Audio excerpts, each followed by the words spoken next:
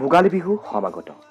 কৃষিজীৱী অসমীয়া সমাজৰ হেঁপাহৰ ভোগালীক লৈ এতিয়া ব্যস্ত হৈ পৰিছে কৃষিজীৱী ৰাইজ। বাৰিষা অশেষ কষ্টৰ মাজেৰে খেতি কৰি পথাৰৰ উপজা ধান ভঁৰালত থৈ উৰুকা নিশা হাঁহে মাহে আনন্দৰে এসাঁজ খোৱাৰ আশাত পৰম্পৰাগত উৎসৱটি আদৰিবলৈ সাজু হৈছে সকলো। নাগৰিকত্ব সংশোধনী আইন বিৰোধী প্ৰতিবাদে বিহুৰ উৎসাহ কিছু ব্যাঘাত জন্মালেও মেজি আৰু ভেলাঘৰ নিৰ্মাণত ব্যস্ত হৈ পৰিছে এচাম চেমনীয়া।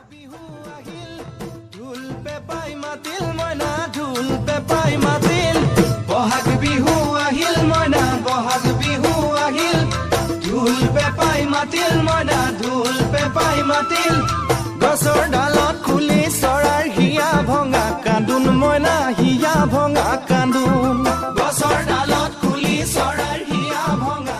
জীয়াৰী বোৱাৰীসকলে মৰমৰ পৰিয়াল আৰু চুবুৰীয়াৰ আতিথ্যৰ বাবে প্ৰস্তুত কৰিছে বিধে বিধে লাড়ু আৰু পিঠাৰ।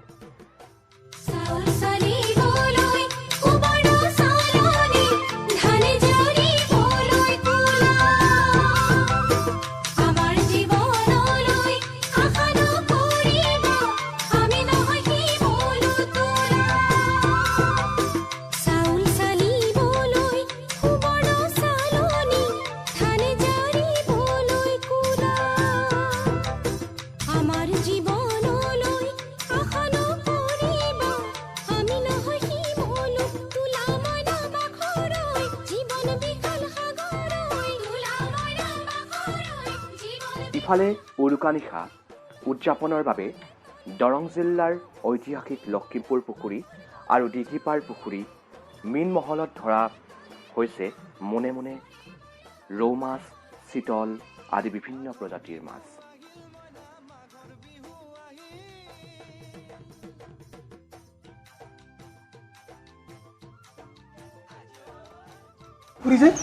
এইটো পুখুৰীৰ নাম বুঢ়ীনগৰ পুখুৰী। এইটো ঐতিহ্যমণ্ডিত পুখুৰী। এইটো আমি জানিব পৰা মতে ৰজা আৰিমত্তৰ দিনত খন্দাইছিল 1100 পৰা 1200 শতিকাৰ ভিতৰত। এই পুখুৰীটোৰ মাটিকালি আমাক কাৰণে আগতে মানুহে কৈছিল যে 99 বিঘা। এতিয়া পুখুৰীটোৰ আমি চালি জাৰি চাই বা মাটিটো জোখমাখ কৰি আমি গম পালোঁ যে 88 বিঘা 1 কঠা 16 লেচা। এইটো বুঢ়ীনগৰ পুখুৰী।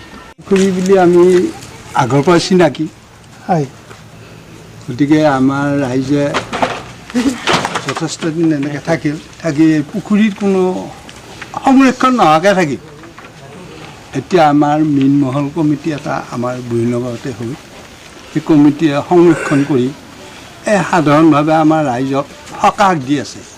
প্ৰথম কথা এটা সকাহ দিছে আমাৰ ৰাইজক 1 কেজি বা 2 কেজি মাছ সস্তীয়া দামত বা এনেই বিহু উপলক্ষে। আমাৰ এনে বিজনেছৰ নহয় এইটো।